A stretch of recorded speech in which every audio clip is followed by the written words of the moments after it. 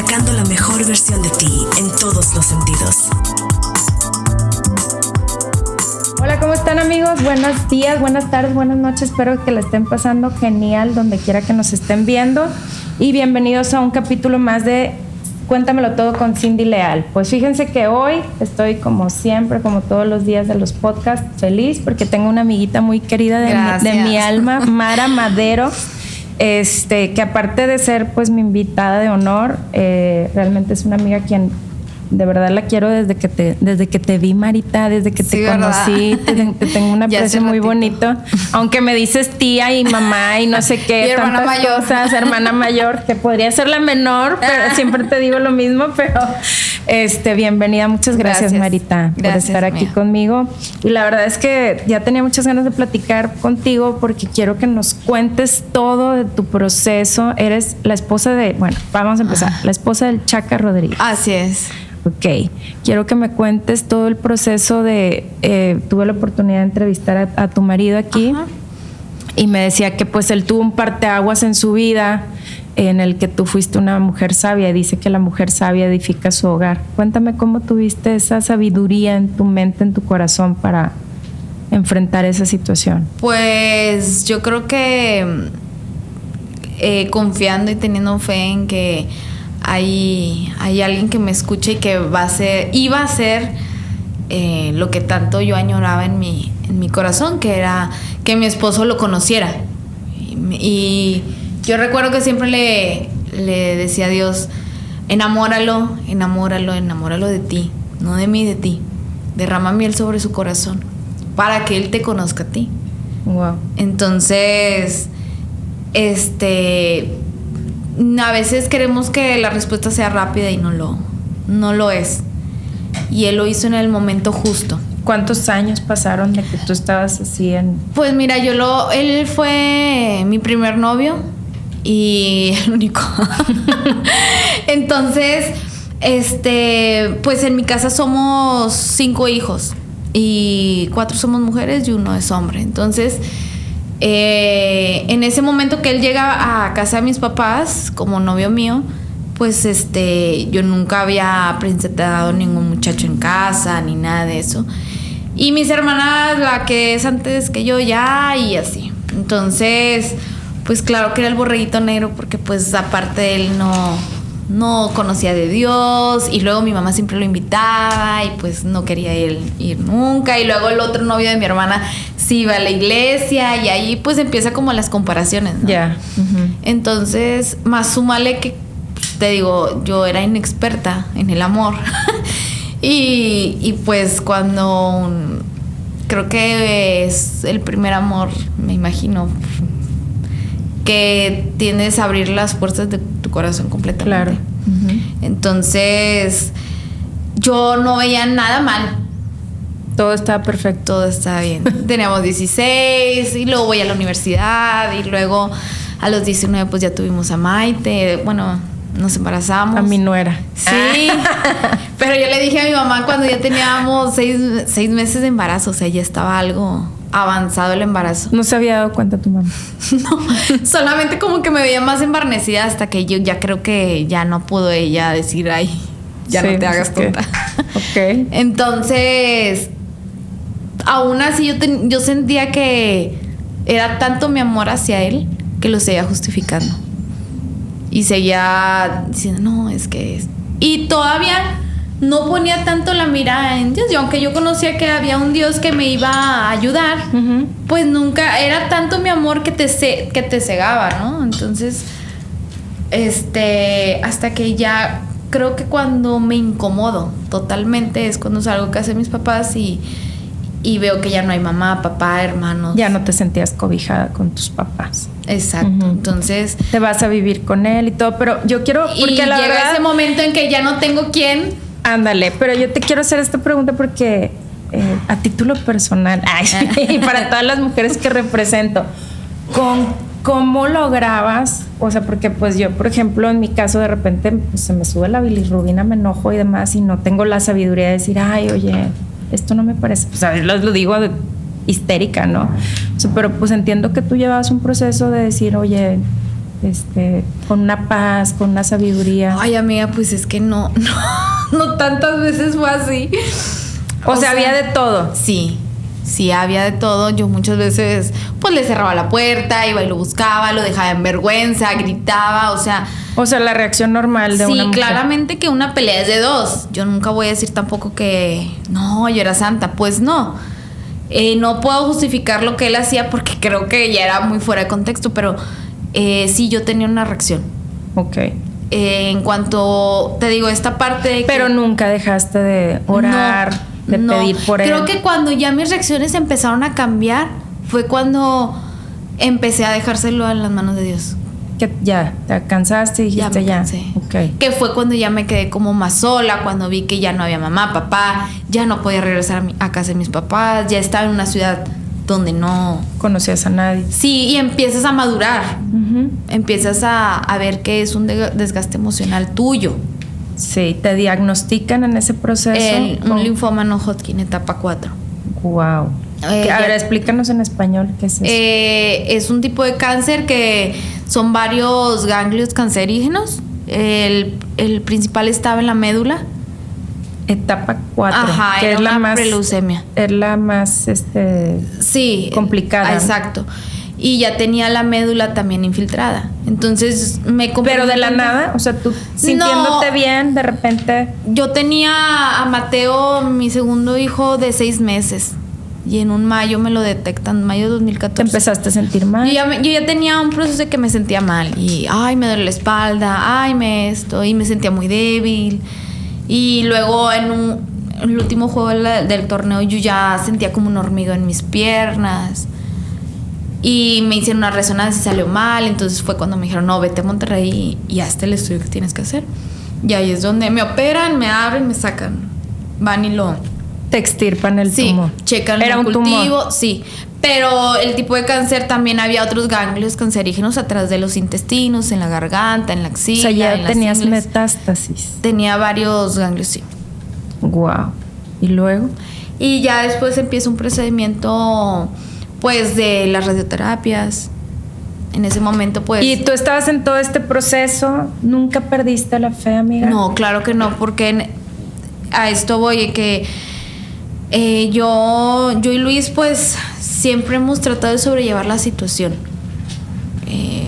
Aún así él checo derecho, él es el amor de mi vida y siempre ha sido mi talón de Aquiles.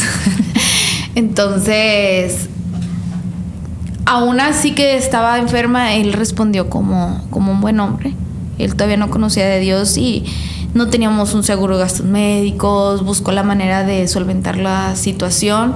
Mis papás tampoco tienen una solvencia económica que puedan hacer frente a esa situación. Exactamente. Que es carísimo, ¿no? Exactamente. Entonces, yo creo que se portó como un hombre hecho y derecho a nuestros 23 años. Wow, tenías 23 años. Entonces, te operan, pero siguen ahí los ganglios, los demás. Sí, yo dejé de caminar.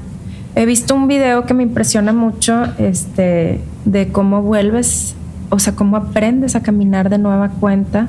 Sí. Estás incluso sin cabello en ese video. En ese video ya es cuando empiezo a dar mis pasitos, porque literalmente Luis me sacó del hospital y yo nada más podía mover como que el pie, como el talón. Ya. Y alzar como unos 2 centímetros de la cama al pie, o sea, subirlo un poquito.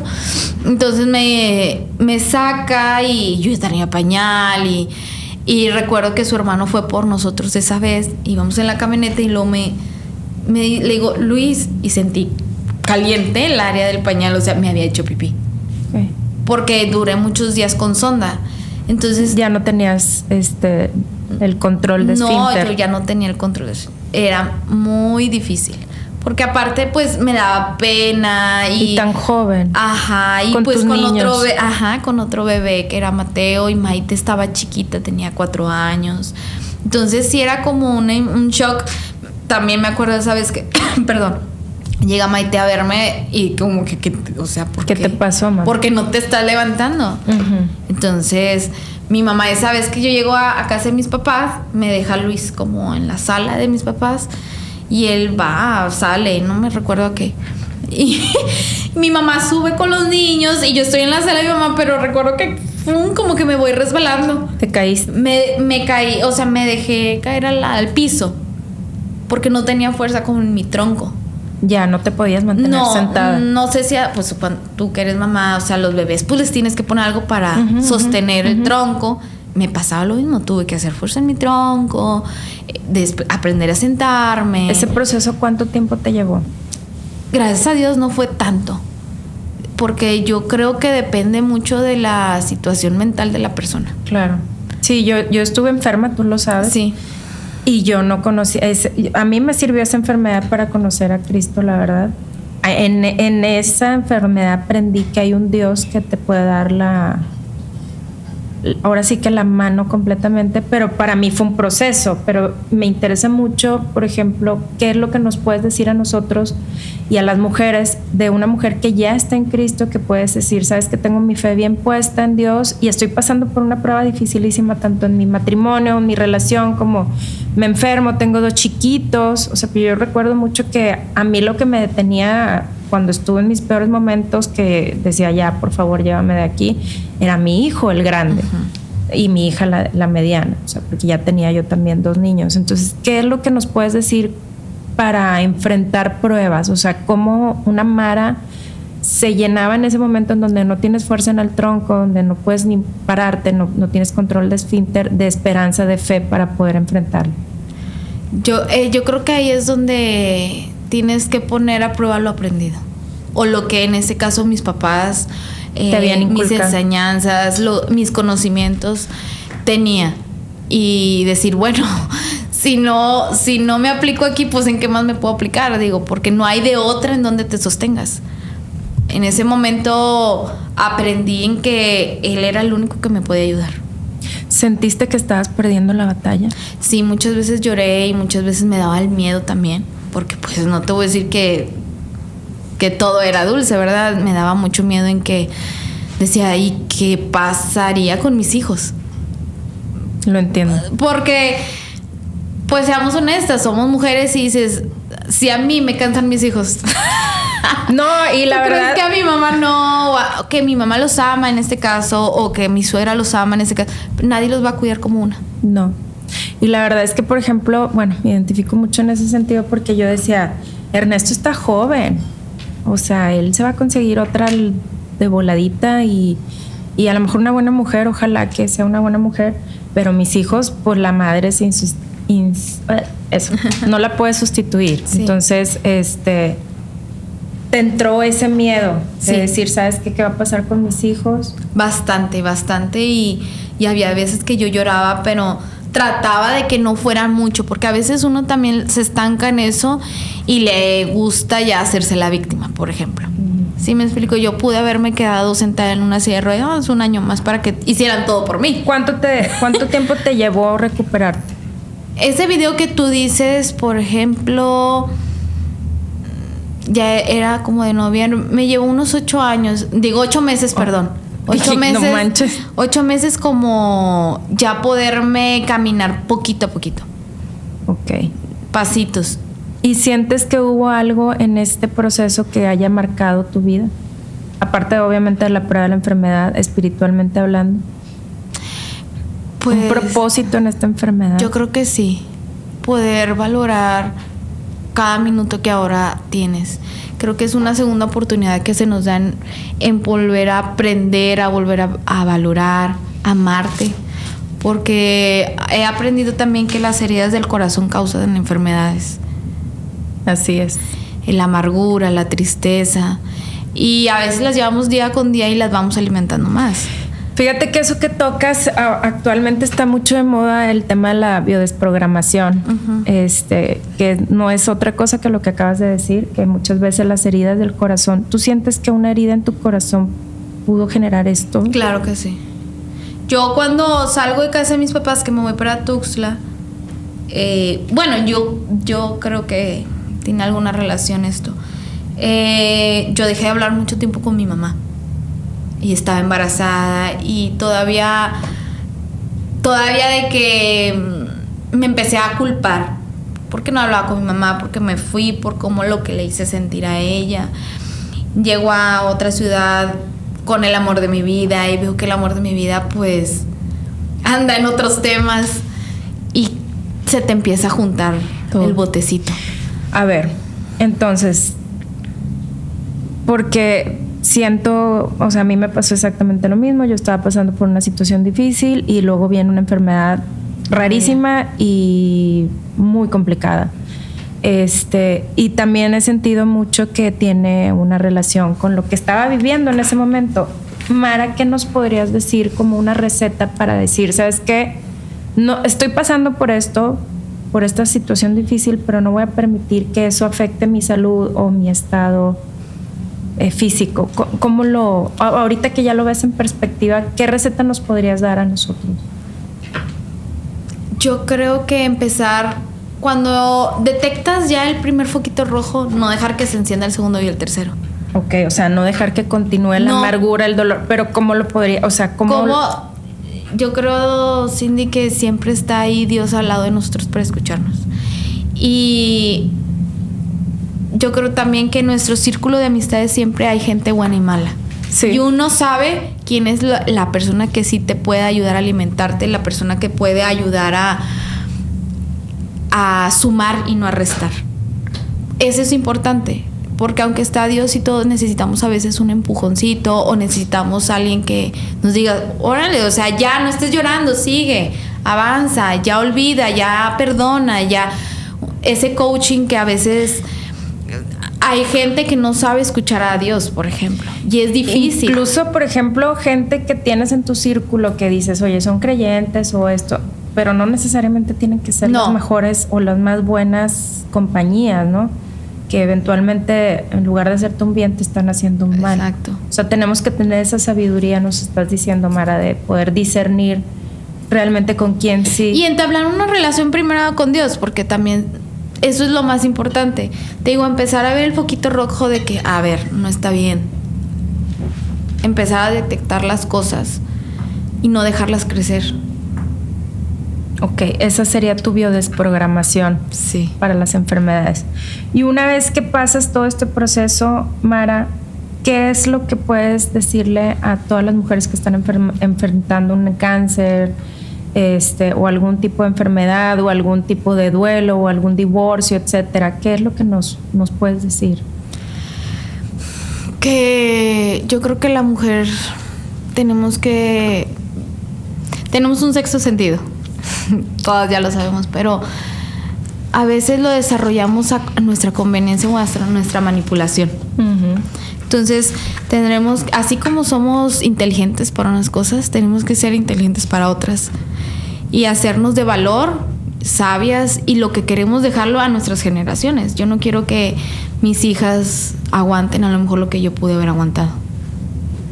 Pero si no lo hubieras hecho, no tendrías lo que tienes hoy. Claro.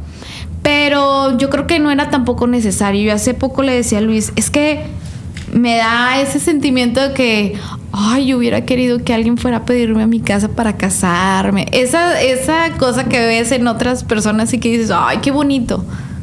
Claro que me hubiera gustado. Y él me dice, tú desobedeciste a Dios. Pues, yo sabía que no me tenía que estar con un inconverso. Pero gracias a Dios, porque ahora en mi situación es diferente. Pero no hubiera sido diferente también, creo, Cindy, si yo no hubiera puesto de mi parte. Claro, si totalmente. Él no hubiera visto un Dios maravilloso que yo le estaba, en mí, que yo le estaba enseñando, pues jamás. Y misericordia, ¿no? Totalmente. Exacto, o sea, jamás hubiera pasado. Wow. Por eso ahí es donde uno tiene que aplicar la sabiduría. Mara, me quedo con que realmente, o sea, lo que le tienes que decir a las mujeres es: sé sabia, mantén tus pies bien postrados en la roca que es Dios y ten una relación con Él para que puedas enfrentar cualquier tipo de prueba que cerrar Dios te los oídos a lo que no nos sirve. A veces las mujeres a veces nos damos golpes entre nosotras mismas horribles. Sí, somos las peores enemigas, ¿no? Sí, entre mujeres. Entonces, yo creo que somos muy envidiosas y somos muy manipuladoras. Hirientes. Ajá, entonces esa es también parte de la mujer. Digo, no puedo decir que el hombre es el único malo en ser vivo en este mundo, porque no, también nosotras. nos fallamos mucho. Y yo creo que si no nos falláramos tanto, no hubiera hombres tan irrespetuosos a las mujeres. Porque es una provocación directa desde la... Sí, porque cuántas mujeres no saben que el tipo está casado y como quiera estás ahí. Exactamente. Entonces a lo que voy es que si la mujer fuera más inteligente y si aplicara esas bases, esos conocimientos que los aplicamos para otras cosas que a veces no ayudan, creo que fuera... Y amor propio, ¿no? Porque exacto. Realmente vemos a las muchachitas que ahorita se anda mucho de moda el sugar daddy y ese tipo de cosas. Y me ha tocado, desgraciadamente, la vez pasada estaba yo en un lugar y estaban platicando unas chavas y no, es que me compró el celular. Y dices, ¿cómo pierdes tu dignidad tan fácilmente por algo material? Y lo sientes, o sea, ¿en qué momento se transgiversó la mente humana para llegar a ese punto donde dices, y lo tengo que presumir porque es un logro? Si no vivo, sí. Sí me explico. Entonces, lo que acabas de decir para mí, creo que ojalá y que todas las mujeres se queden con ese tema de decir, sabes que tengo un poquito más de amor propio en mí misma, tener mis pies bien sentados. Y pues tratar de ser una buena amiga. Es cierto, muchas veces nos falta. Y si no puedes ser una buena amiga, pues simplemente mejor no digas nada. Dice mi esposo que si no tiene nada que bueno que decir, mejor no digas. Mejor no digas nada. Y yo ayer platicaba con una amiga y ella pues pasó una situación difícil en su matrimonio. Ella lo intentó muchas veces y me decía, ahora está con una nueva pareja y me decía, hay cosas que el dinero no puede comprar.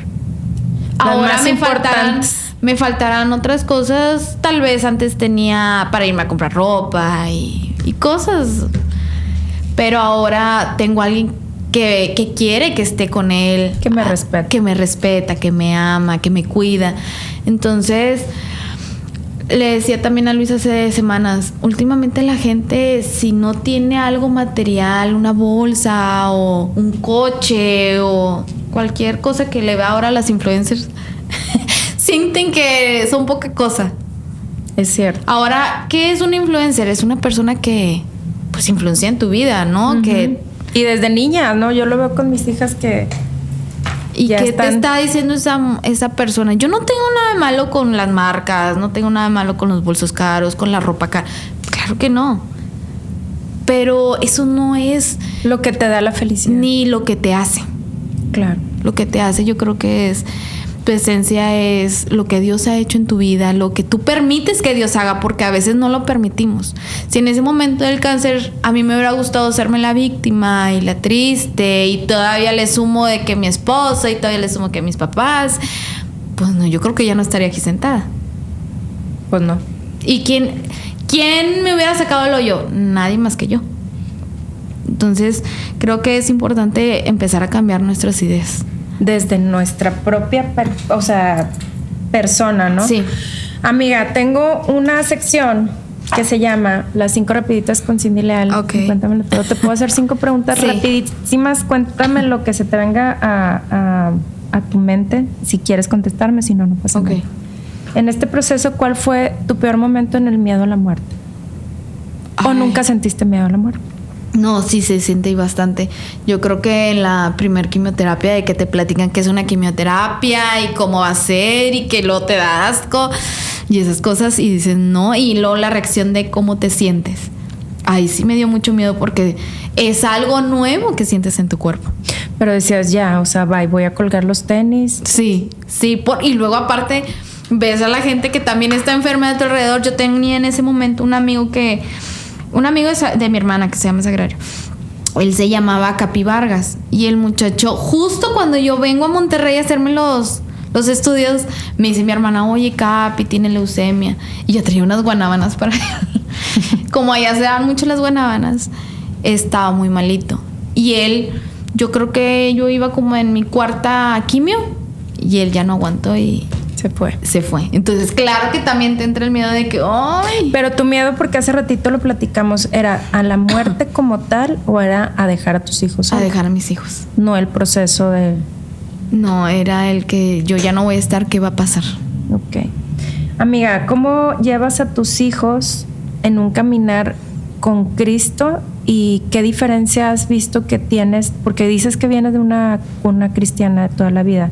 ¿Qué diferencia haces tú con tus hijos y los llevas en una cultura a ellos? Yo creo que el mejor ejemplo es el mío. O bueno, el que uno te vean. Ajá, el que uno me vea, sí. El que como papás nos vean, en este caso, por ejemplo, Maite, yo creo que ella todavía recuerda muchas situaciones. Y el ver que hay una fe, que hay un amor hacia un Dios hermoso, es lo que creo que es el mejor ejemplo que les puedo dejar. Mis papás antes nos obligaban a ir a la iglesia y se vuelve muy tedioso cuando la gente empieza a obligarte y empieza. Y ahora nosotros creo que lo hacemos como algo más. Oye, vamos. Como actividad familiar. Ajá, entonces Luis, por ejemplo, se sienta ciertos días con ellos en la semana y le lees una historia. Y creo que ellos también ver el cómo yo respeto a su papá. Sí, el ejemplo, ¿no? Sí, porque, bueno, no te puedo decir que siempre pasa, ¿verdad? Pero hay momentos en que trato mejor de callar o ya si tengo algo que discutir con él, pues mejor esa puerta cerrada, Entonces, esas cosas se van implementando siempre conforme a Dios, porque pues yo no puedo, si viviera en el mundo, si fuera más del mundo, pues otras cosas fueran, tampoco es decir malas palabras, el respetar a las personas, el convivir con otras personas del mundo, porque hay cristianos que no se permiten convivir. No saben, y el día que lo hacen el feo al mundo. Y el día que lo hacen, la riegan totalmente. Exacto, entonces yo les digo a mis hijos, no somos del mundo, pero sí somos para el mundo, para enseñarles. Okay. Para enseñarles ese amor. Hay una frase en mi libro, amiga, que dice que nuestros hijos aprenden en base a los modelos que nosotros les enseñamos, no a las palabras. O sea, yo puedo decirles, como bien dices tú, obligarlos inclusive a que vayan a la iglesia o que se congreguen, etcétera. Pero si ellos no ven en mí, en ti, como mamá, ese ejemplo, pues es muy difícil, casi imposible que ellos puedan tener esa convicción en su corazón. Y a veces es difícil, Cindy, porque también nos ganan nuestras emociones. Uh-huh. Ahorita me preguntabas que cómo aprendí también.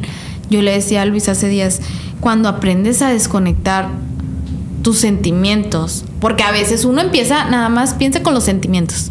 Es que estoy enojada y porque estoy enojada hice esto.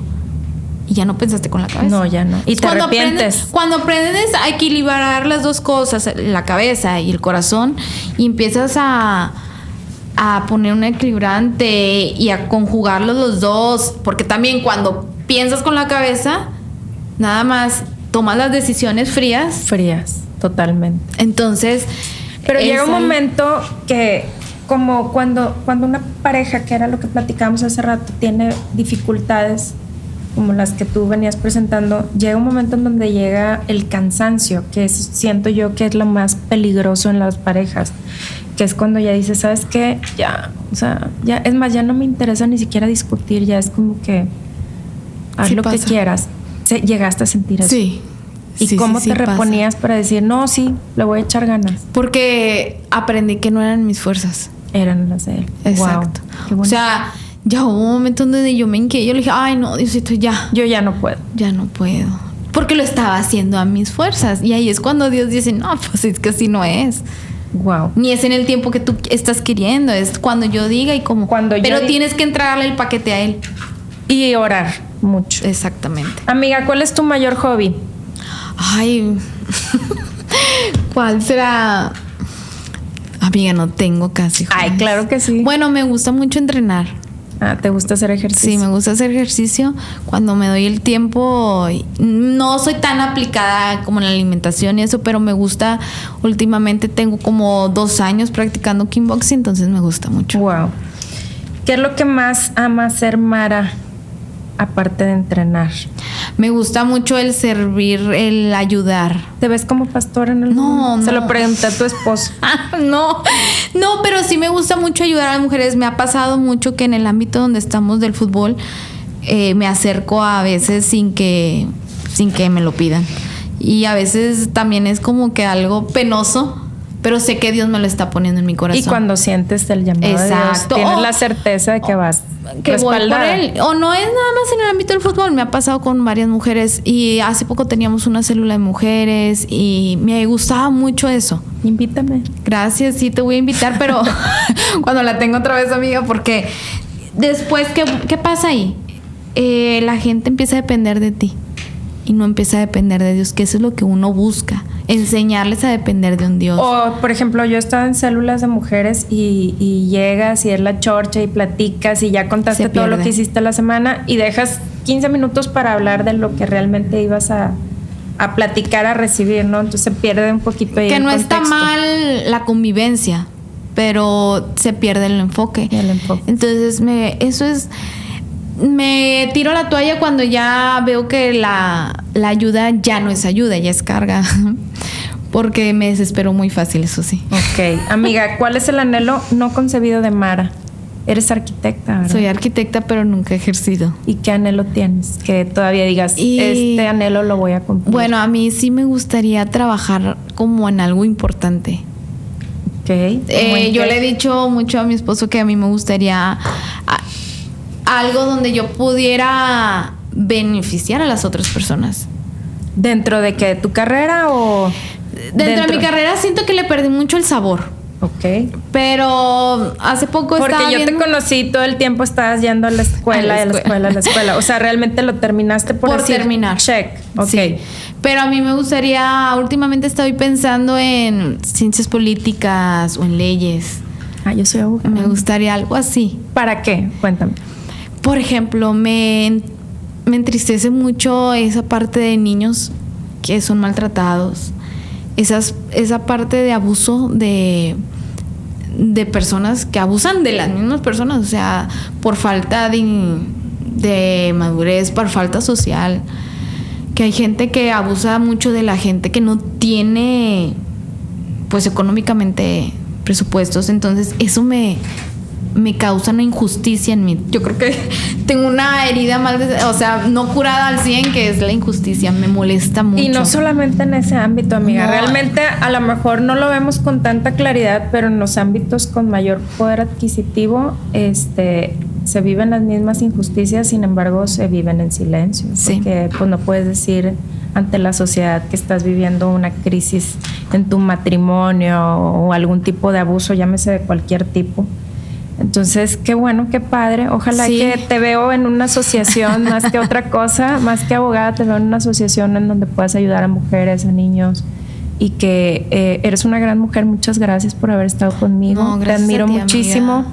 Ojalá que, ¿dónde te podemos encontrar?